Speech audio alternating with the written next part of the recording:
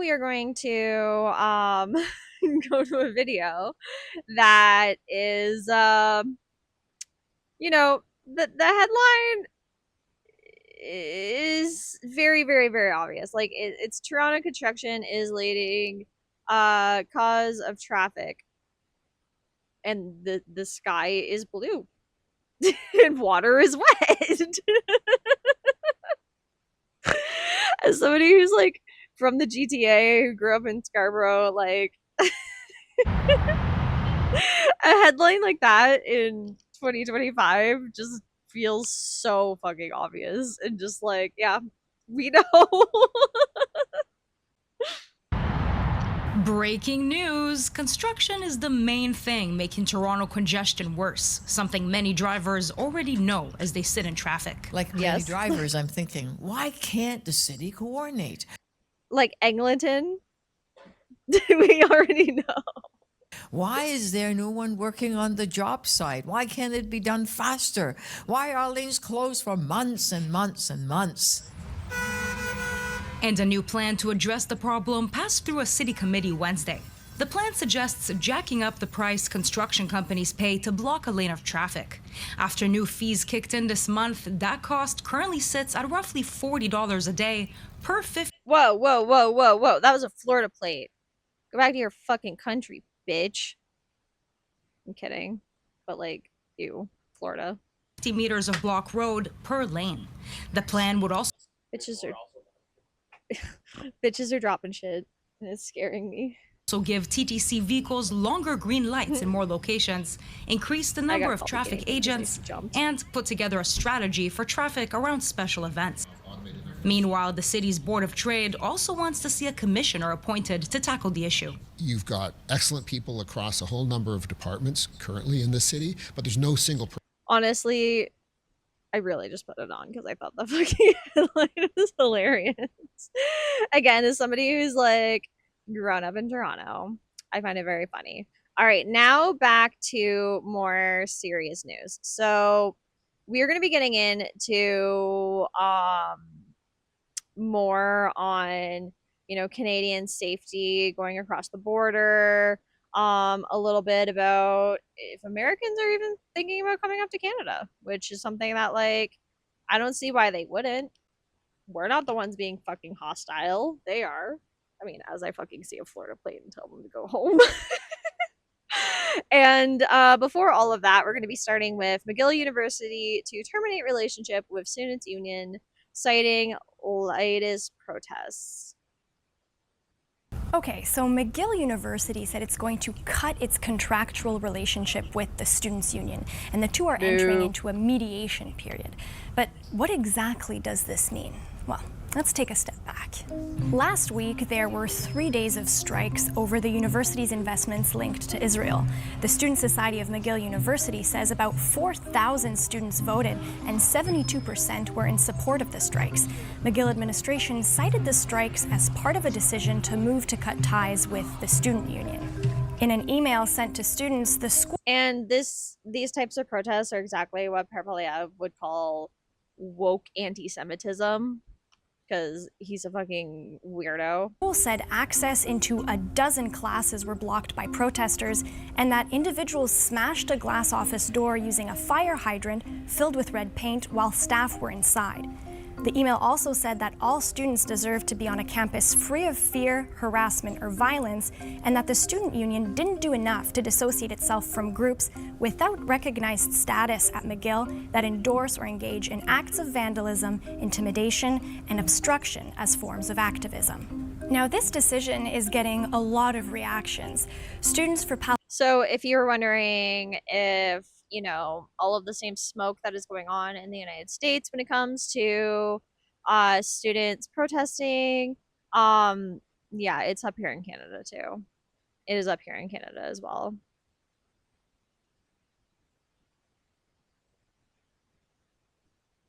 Palestine's Honor and Resistance voiced their support for the student union, saying the student body has never been more united and galvanized in support for Palestine, and that is precisely why the administration is insistent on penalizing everyone for a democratic strike instead of simply divesting. The Center for Israel and Jewish Affairs voiced its support for McGill's decision, saying the student union played an undeniable role in the chaos that overtook McGill's campus last week, and that accountability matters. We strictly said at the beginning that students were expected to follow the Code of Student Conduct, but then there are other groups on campus that decide to take that extra further. We can't stop them. We don't have an enforcement mechanism. So you might be wondering, if McGill cuts its contractual relationship with the student society, what does this mean? First of all, in Quebec, some student unions have special status because of Quebec's act respecting the Okay, I had to check and see if I spelled warned right. I did, but I am so dyslexic. I just don't fucking trust myself when it comes to anything that has to do with writing whatsoever. accreditation and financing of students' associations. My brain is my They biggest can off. get an accreditation from the Quebec Ministry of Education. And once they get that, they have powers a bit similar to a labor union. So at McGill, the student union can freely appoint representatives, access office space, secure funding as well. So this mediation process we were talking about earlier between the university and the student union, well, it's not going to override that provincial law. It's not like McGill could defund the student union tomorrow.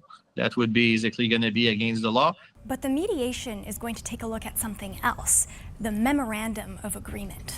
Basically, it's like a huge contract that outlines how the relationship between the two bodies will work. How the fees will be paid, access to space, how to book, how to basically carry on the activities. That's a contract that goes further than the accreditation. It's something that is different. So they're going to negotiate this contract. And we spoke with one McGill professor who supports the students and who's a labor expert. The students have raised specific demands. The university might not like them, but that's the point of a negotiation, dealing with issues that one or the other party would rather not deal with and figuring out ways to hash out those deeply held differences. Mediation will start within. Well, and if these universities are supposed to be a harbinger for free speech and for growth and discussion, they should be fine with these kids protesting, with these college students, showing solidarity for the Palestinians. In 2 weeks and will last until June. And the Student Society says that their operations will continue as normal. So things like clubs, services, employment, insurance, none of that is going anywhere. And the Student Society says they'll update the community throughout this entire process.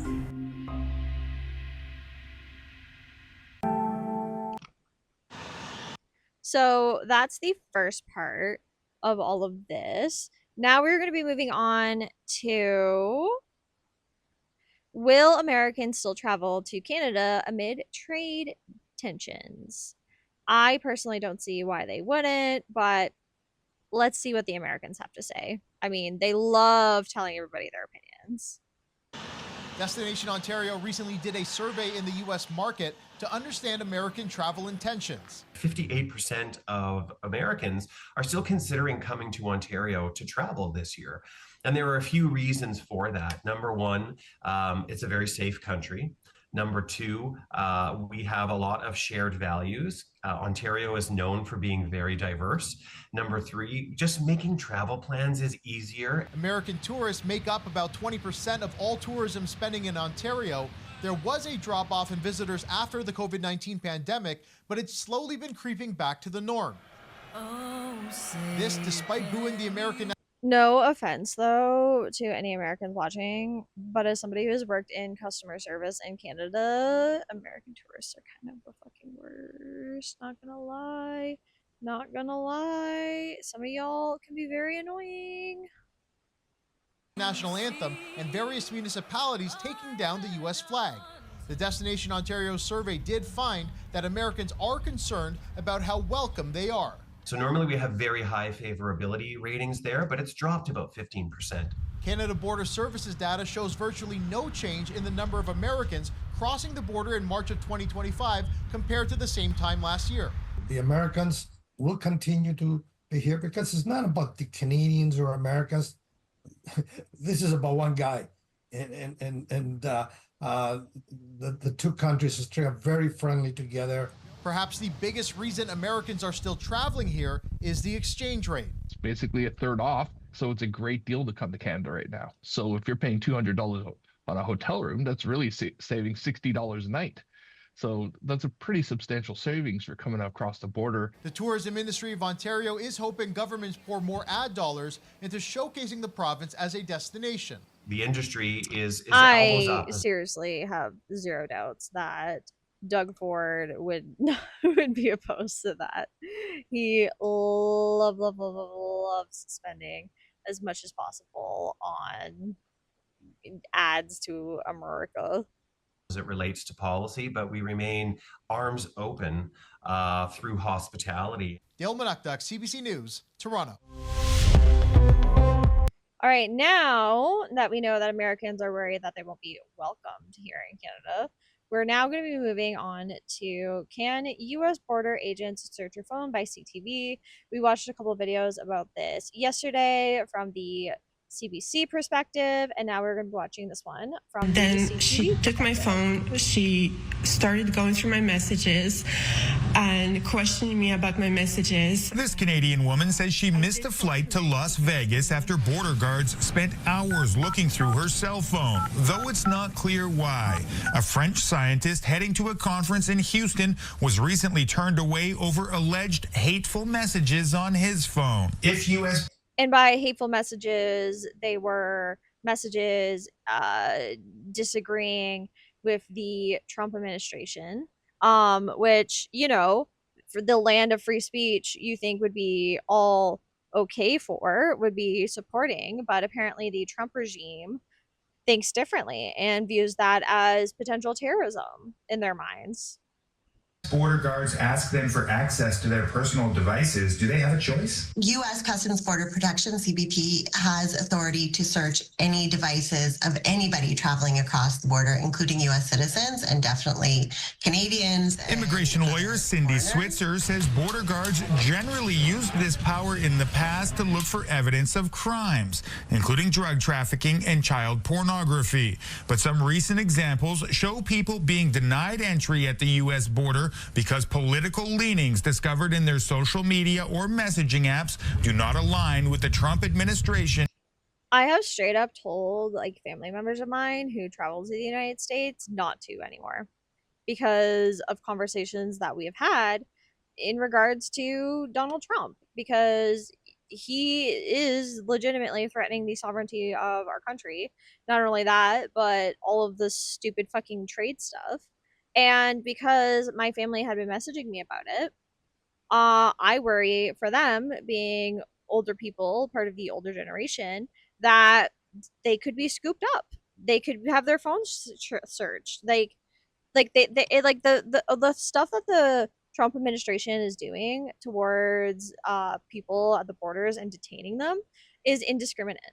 Like a fucking scientist from France having their phone searched. Like, what the fuck, right? And its policies. The issue is that border officers have full discretion in order to grant somebody admission, and they can deny somebody admission for any reason. Canadians worried about crossing the border can always bring a different phone with no personal information loaded onto it. That's a good option for anyone who has an old phone laying around, provided they remember to factory reset it before using it. Otherwise, removing social media and messaging apps is another way to keep your data from prying eyes. Just make sure that whatever you have on your device, whether it's a laptop or phone, is just basically bare bones. And if you are deleting things, make sure that they're securely deleted and you go into the deleted folder. I honestly wouldn't even bother bringing a device. I would just go without a device. And I know how scary that sounds in our technology heavy times now, where people are always using like a phone or always has some kind of device on them. I just wouldn't bring it. I would maybe bring an iPad, but even then, I would make sure there's no email or no anything like that on it. Like, I just don't think safety wise it's worth the risk anymore trying to go into America. the trash and make sure they're deleted there as well. And lastly, check the privacy settings on social media accounts to make sure you're comfortable with any publicly visible posts, which border guards might find by simply Googling your name. Ben Milger, CTV News, Vancouver. Many Canadians are growing increasingly concerned about the risks of traveling to the United States following changes in U.S. border policies and heightened enforcement. No fucking shit. Not to mention that one person who was literally detained for 2 weeks. The one girl who was literally detained for 2 weeks from British Columbia. Like, no wonder people are fucking worried about going across the border.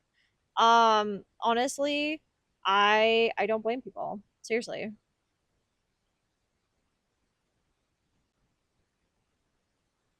Joining us today is Heather Siegel, a seasoned immigration lawyer with over 30 years of experience. Thanks for being here. Thank you. I want to dive in. What recent changes are affecting us, Canadians, traveling to the United States, and should we be concerned?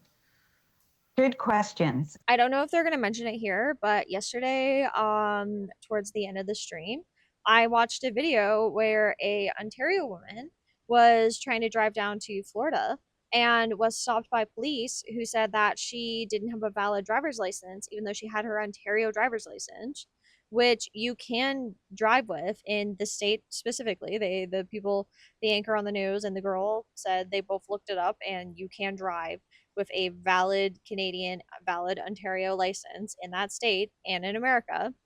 And she was literally put in jail and was forced to pay $880 worth of bail to get out. Like it is not safe whatsoever to be traveling in the United States of America currently for Canadians, for French people, for Venezuelans, for Jamaicans, for anybody. It is just not safe. Do not fucking travel to the United States right now. And very topical. I have been inundated. In my 30 years, I have not seen the nature of the calls that I'm getting right now. There's a lot of fear, and there's some validity to it. Not 100%, but there's some validity. Things legally haven't changed significantly, but practically our relationship with the United States has changed, and that's going to translate to immigration. In addition, immigration in the United States has also been changing, and their relationship to it, and that's going to affect our ability to cross the border. The biggest change for Canadians that may occur on April 11th is this concept of registration if you enter the United States for more than 30 days. And this only applies to people, there's two criteria. If you enter for more than 30 days and you enter at a land border, you will be subject to registration, and you have to make sure you register. If you don't, there's a $5,000 fine and/or 6 months in prison. And the majority of people who go across to the United States from Canada do go across a land border. That is something that I don't even know how many people even know about right now, and this is should really know about. important. Oh no! Now, I Chat, you're should gone. note Sorry. that if you enter at the airport, you are given something called an I-94. We have always been given this, but Canadians are usually very unaware of this fact. And when you are given it, it is considered a registration. You're actually not physically given it. It is issued to you electronically, and you can actually go on the CBP website and find it. And I recommend people do that because the law will say that you must carry a copy of your registration while you're in the United States for more than 30 days. And I don't know if she's going to be mentioning it, but one thing that they talked about when they were talking about the girl who got arrested for using an invalid driver's license in America is actually carry your ID with you. Most travel sites will tell you put your ID somewhere safe in your hotel room, carry copies of it with you. No, she had a copy of her OHIP card, of her she had her actual physical driver's license with her, and a copy of her her passport with her, and they still arrested her and still said that that didn't count, even though it is what people recommend. So I would suggest to somebody who is a seasoned traveler to buy one of those fanny packs that are extremely thin and are meant to go underneath your clothes and carry your passport around with you if you're traveling to the United States and other IDs with you if you're traveling in the United States in one of those under the clothing fanny packs. I know it sounds extreme, but considering the political climate in the United States right now, I think being more on the cautious side is better. So it's very important to do. If you Google I-94, you can absolutely, the first thing that comes up is the website, and you can actually, enter your passport, enter your date of birth, and get all that information. And it's very important for Canadians who are registering. But if you're not going for more than 30 days, this does not apply to you. Okay, and I want to ask too, what if you're traveling there for work? And I ask you this because I once, in the previous Trump administration, was stopped and told I needed a letter of intent to travel stateside. Is that what we have to do now? Should we make sure we've got some written confirmation of why we're going over? Good question. So the rules haven't changed, but what they're doing is I'm finding there's much more, they're much stricter, and there's always been wide, broad discretion to admitting people into the United States. When we apply to get into the United States, we seek permission to enter. It is a privilege, not a right. But they are taking that very seriously. They are taking their immigration very seriously. And my advice is to carry documentation to support what you're doing. So if you're going in for a business meeting, get a letter from your company saying, I'm going in for a business meeting. The primary concern immigration officers have been concerned about historically and are even more concerned about now in the stricter environment is, are you planning to work in the United States? They ask you, what is the purpose of your visit? It's the first question. And the second question is, how long are you staying? Are you going to live in the United States? And those two primary concerns define the nature of your questions and how long you're going to, whether or not you're going to get into the United States, depending on your answers. So having proper documentation, supporting what you're doing, answering truthfully, honestly, and simply is probably your best bet for getting in. The other thing I'm recommending to Canadians is travel through the pre-flight inspections, Calgary, Vancouver, Winnipeg, Montreal, Ottawa, Toronto, all have pre-flight inspections. I strongly recommend using those as opposed to the land ports of entry, because your worst possible case scenario at a pre-flight inspection, if you have any issues and you're denied, is you go home. Yeah. Whereas, yeah. That's good to know for sure. I want to talk about particular groups of Canadians. Should there be some people who are especially concerned when traveling? I would say so. Well, right now, the US has determined that there are only two genders. So people who don't fit into one of those two genders might have a problem traveling. I am honestly impressed that they're talking about this at all in regards to the Trump administration's views on trans people, on 2S LGBTQIA plus people, and yeah, queer people and trans people and gender fluid people and two-spirit people should be way more cautious about traveling. I personally would not recommend traveling in the United States at all. Do not even think about it unless you absolutely have to. They are not being asked lots of questions initially, but they are beginning to see a line of questioning internally. If you land in Texas or if you cross from Mexico, in areas where they're less tolerant, you might see more problems. And we don't know if that's going to happen. And crossing from Mexico is where that woman who ended up being detained for 2 weeks was detained from. She went into the Mexico-US border to renew her visa to work in America, and that is where she got detained.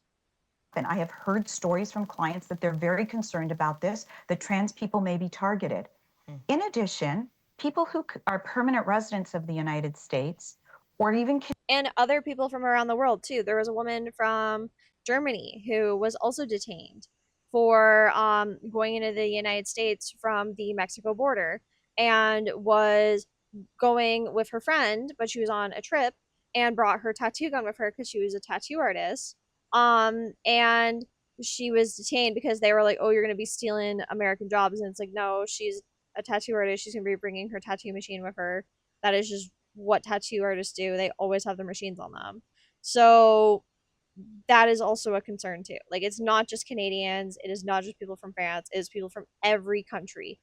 Do not travel to the United States, honestly. That is my 10 cents when it comes to this. Canadian citizens who are born in another country, maybe Iran, maybe one of the 43 countries that are targeted to be on the ban list, which is coming soon. We don't know. Those people might be targeted more and get more intensive questioning and stricter scrutiny. And those people might want to be careful about traveling, making sure they have the right documentation, and travel through pre-flight inspection so they can leave and go home and cannot be physically detained on U.S. soil. Yeah, no one wants that. There have been stories, I'm sure you've heard them. Are Canadian travelers' phones and electronics subject to inspection at U.S. borders? Yes, they are. And the Canadian government just put out an advisory to that effect.